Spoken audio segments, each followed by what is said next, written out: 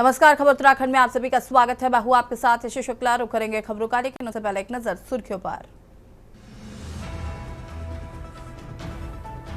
22 अप्रैल को खुलेगा केदारनाथ धाम के कपाट। डोली 19 अप्रैल को ऊखीमठ से केदारनाथ के लिए प्रस्थान करेगी। जनगणना 2027 के प्रशिक्षण से नदारद रहे 104 कर्मचारी। देहरादून नगर निगम ने सख्त कार्रवाई की दी चेतावनी।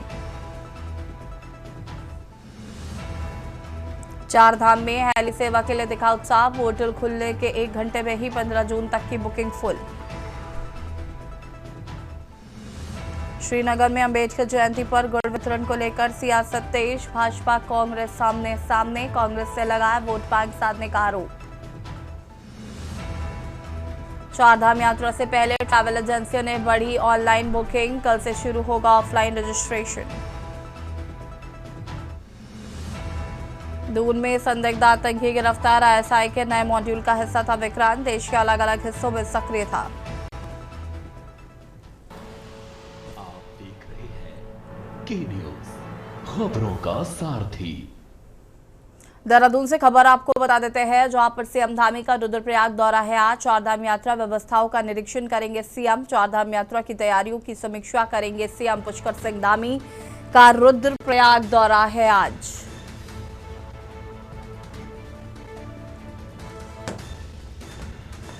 चारधाम यात्रा की तैयारियों की समीक्षा करेंगे धामी।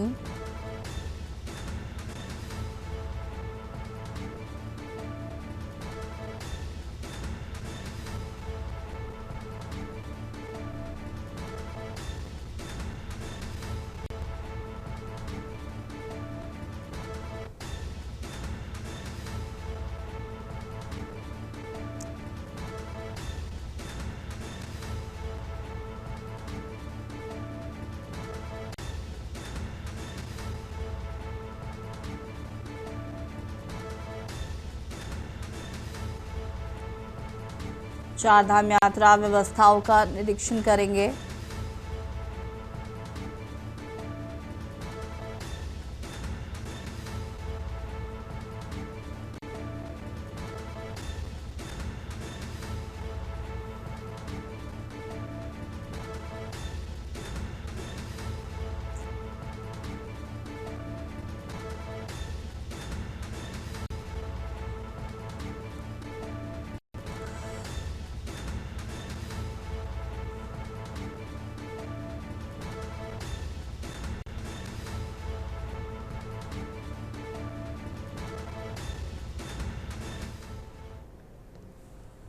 खबर हल्द्वानी से है, जहां पर बनफूलपुरा क्षेत्र में नशीली दवाइयों के अवैध कारोबार के खिलाफ बड़ी कार्रवाई करते हुए एसओटीएफ टीम और औषधि विभाग ने संयुक्त छापेमारी की है।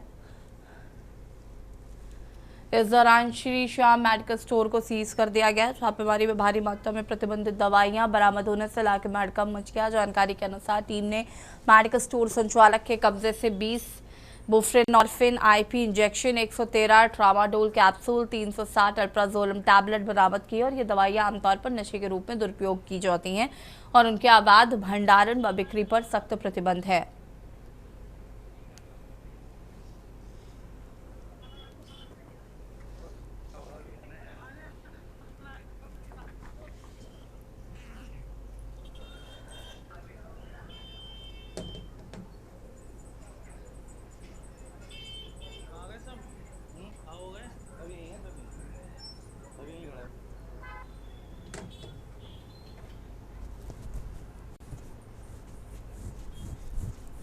औषधि विभाग द्वारा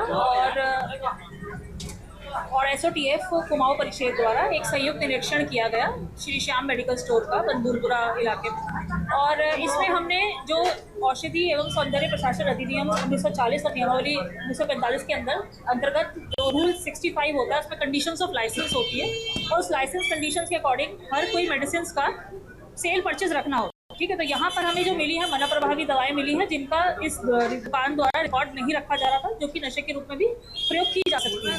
जिस कारणवश हमने इस दुकान को इस समय बंद करवाया है और आगे की कार्रवाई के लिए हमने उच्च अधिकारियों के लिए आगे देहरादून में नारी सशक्तिकरण को बढ़ावा देने के उद्देश्य से महत्वपूर्ण पहल सामने आई। प्रदेश की महिलाओं ने नारी शक्ति वंदन अधिनियम के समर्थन में आगे आने की अपील की है और इस अभियान के तहत महिलाओं से 9667173333 पर मिस कॉल देकर अपनी सहभागिता दर्ज कराने का आह्वान किया है। सरकार का मानना है कि ये पहल महिलाओं के सम्मान, अधिकार और निर्णय प्रक्रिया में उनकी भागीदारी को मजबूत करने की दिशा में ऐतिहासिक कदम है।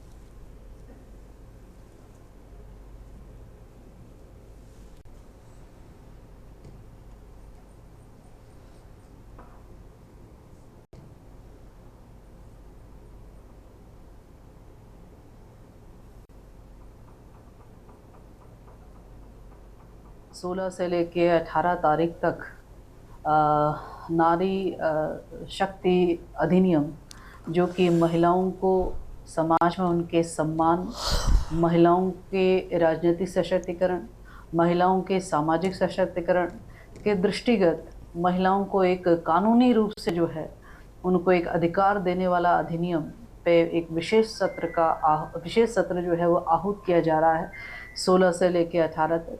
निश्चित रूप से यह महिला आरक्षण अधिनियम हम आधी आबादी यानी कि उत्तराखंड की आधी आबादी, देश की आधी आबादी के रूप में हमारी महिलाएं अपना एक कानूनी अधिकार, जो वैसे तो प्राकृतिक रूप से मिलना चाहिए, लेकिन हम धन्यवाद करते हैं माननीय प्रधानमंत्री जी का, जिन्होंने महिलाओं के प्रति अपनी प्रतिबद्धता और महिलाओं के प्रति अपनी संवेदनशीलता को सदैव उन्होंने बहुत अग्रणी रखा। खबर देहरादून से है, जहां पर उत्तराखंड के विकास के लिए ऐतिहासिक साबित हुआ जब देश के प्रधानमंत्री नरेंद्र मोदी ने देहरादून पहुंचकर देहरादून दिल्ली एक्सप्रेसवे का उद्घाटन किया। सबसे पर एक्सप्रेसवे का विद्युत संचालन शुरू कर दिया गया है, जिसे अब दून दिल्ली इकोनॉमिक कॉरिडोर के रूप में जाना जा रहा है। इस महत्वाकांक्षी परियोजना के शुरू होने से देहरादून और दिल्ली के बीच यात्रा का समय काफी कम हो जाएगा, जिससे कि आम लोगों के साथ व्यापार और पर्यटन को भी बड़ा लाभ मिलेगा।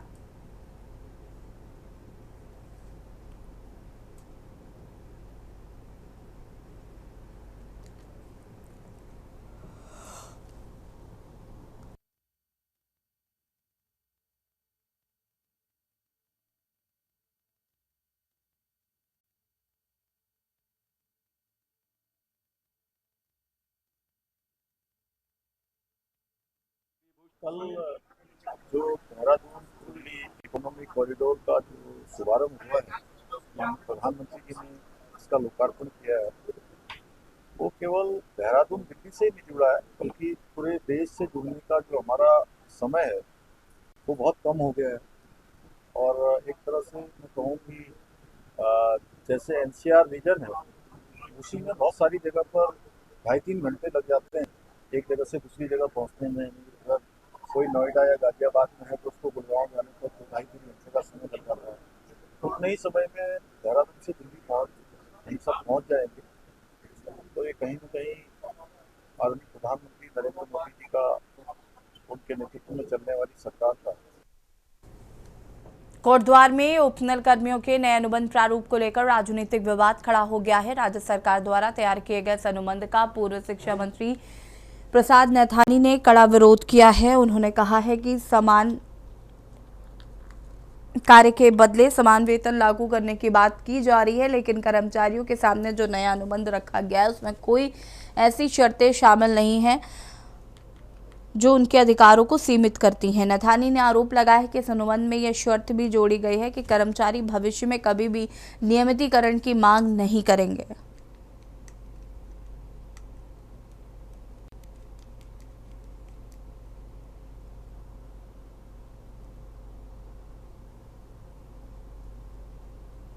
सुप्रीम कोर्ट तक ने कह दिया है कि इनको समान कार्य के बराबर समान वेतन दीजिए, तो अब इन्होंने कैटेगरी क्यों बनाई?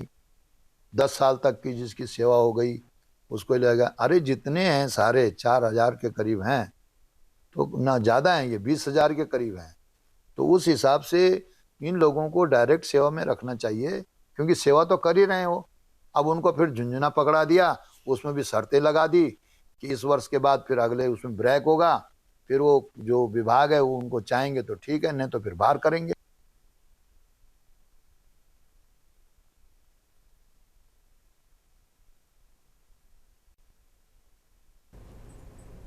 उत्तराखंड में जैसे जैसे 2027 में होने जा रहे चुनाव नजदीक आ रहे हैं, वैसे वैसे प्रदेश का राजनीतिक माहौल धीरे धीरे अभी से गर्मा गर्मी वाला होने लगा है। सभी राजनीतिक दल अभी से सक्रिय होते दिखाई देने लगे हैं और इसी के चलते राज्य सरकार भी सभी कार्य तेजी से करती नजर आ रही है। मुख्यमंत्री धामी इन दिनों विभिन्न विधानसभाओं की समीक्षा बैठकों के जरिए विकास कार्यों और मुख्यमंत्री घोषणाओं की प्रगति का जायजा ले रहे हैं। इन बैठकों में न केवल चल रही योजनाओं की स्थिति पर चर्चा हो रही, बल्कि ये भी देखा जा रहा है कि अब तक की गई घोषणाएं किस स्तर तक पूरी हो चुकी है और किन योजनाओं को तेजी से आगे बढ़ाने की जरूरत है।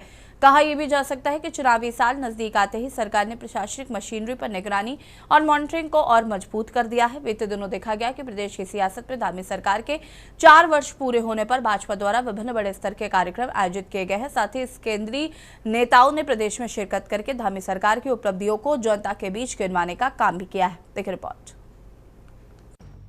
प्रदेश में आगामी वर्ष 2027 में विधानसभा चुनाव होने हैं। वहीं चुनावी साल में मुख्यमंत्री द्वारा न केवल अपने तमाम कार्यक्रमों में तेजी लाई गई है, बल्कि समीक्षा और घोषणाओं को पूरा करने के लिए भी अधिकारियों पर मॉनिटरिंग सिस्टम बढ़ाया गया है। इसी के चलते मुख्यमंत्री पुष्कर सिंह धामी इन दिनों विधानसभाओं की समीक्षा कर रहे हैं, जिसके तहत वो मुख्यमंत्री घोषणाओं पर हुए काम का भी ब्यौरा ले रहे हैं। लेकिन प्रदेश की राजनीति में विपक्ष मुख्यमंत्री धामी के कार्यों को लेकर नाखुश दिखाई दे रहा है। प्रदेश की सबसे बड़ी विपक्षी पार्टी कांग्रेस द्वारा धामी सरकार की घोषणाओं और योजनाओं पर कई सवाल खड़े किए गए हैं, जिसमें विपक्ष अब तक के सरकार द्वारा किए गए कार्यों से जनता को मिले लाभ का बायोडाटा मांगने की जिद पर अड़ा है। जिसके बाद सत्ता पक्ष भाजपा की ओर से भी पलटवार और तंज का सिलसिला शुरू हो गया है। वहीं सत्ता पक्ष विपक्ष के हर सवालों के उत्तर देने के लिए सरकार को तैयार बताता हुआ नजर आ रहा है।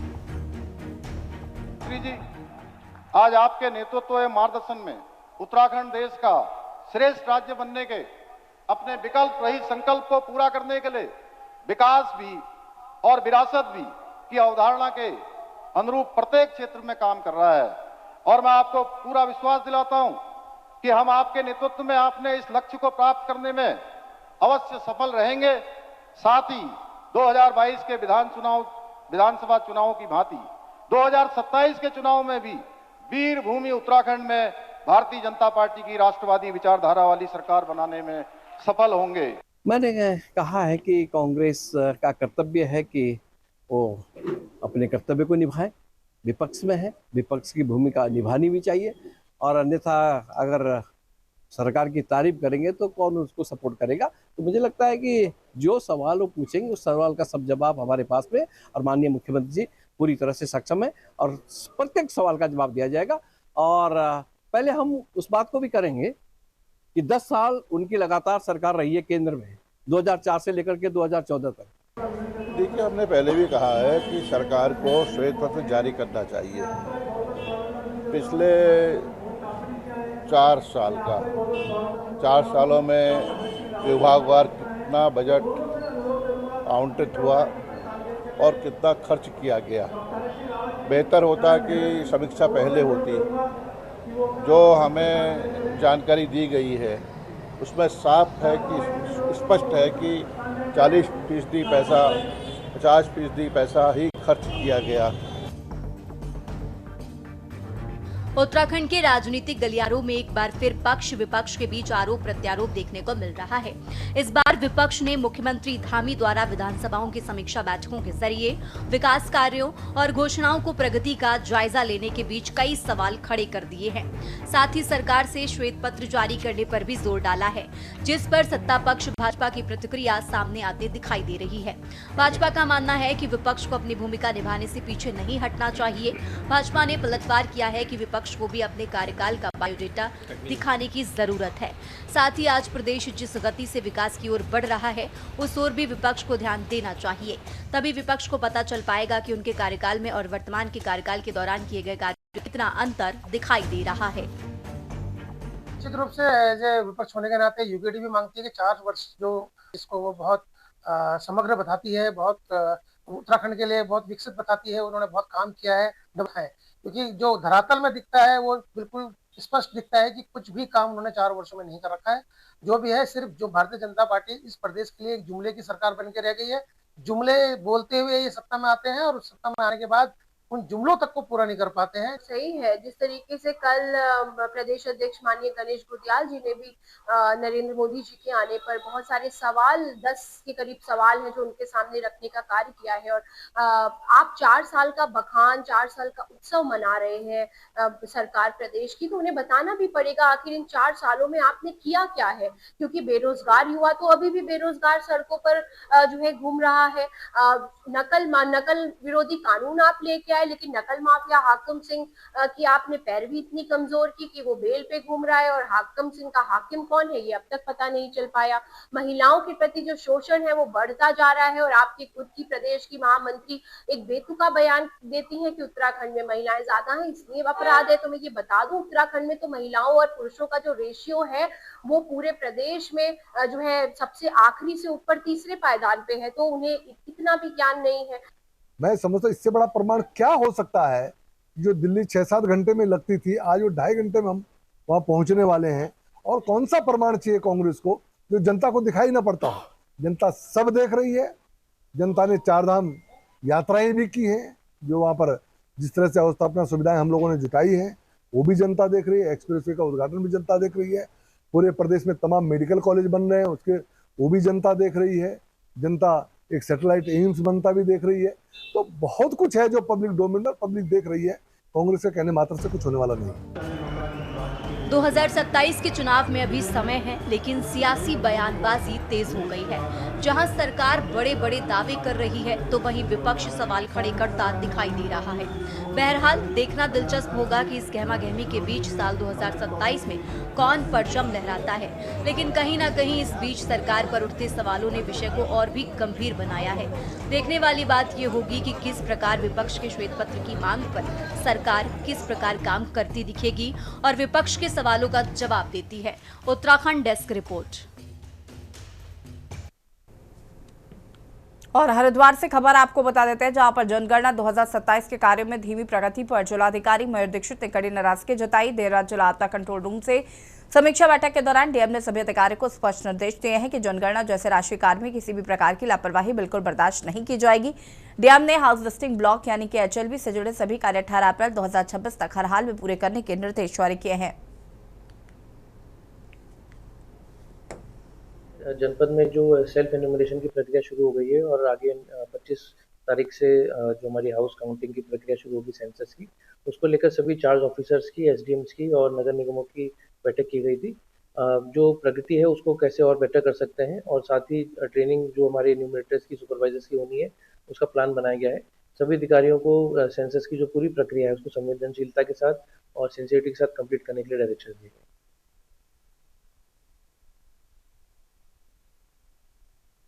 उत्तराखंड में फिलहाल इतना ही। देखते रहिए के न्यूज़ इंडिया। नमस्कार।